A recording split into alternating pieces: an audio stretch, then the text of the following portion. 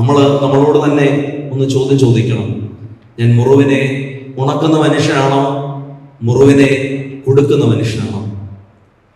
സൗഹൃദങ്ങളിൽ, ബന്ധങ്ങളിൽ, ദൈവബന്ധങ്ങളിൽ പ്രിയപ്പെട്ടവരുടെ മനസ്സിലേക്ക് ശരീരത്തിനുണ്ടാകുന്ന മുറിവല്ല, മനസ്സിന്റെ ആഴങ്ങളിലേക്ക്, തലമുറകളിലേക്ക് ഇങ്ങനെ മുറിവുകളെ സമ്മാനിക്കുന്ന മനുഷ്യരാണോ?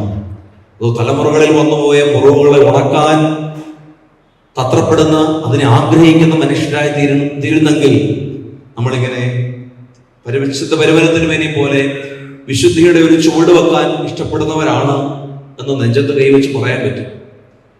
അതിനൊരു നോവ് വേണം. ഏത് മുറിവിനെയും ഉണക്കാൻ ഒന്ന് നോവണം. നമ്മുടെ ഈഗോകൾ, നമ്മുടെ അഹംബോധങ്ങളെയൊക്കെ മാറ്റിവെച്ചാൽ മാത്രമേ മുറിവിനെ ഒന്ന് ഉണക്കാൻ നമുക്ക് പറ്റത്തുള്ളൂ.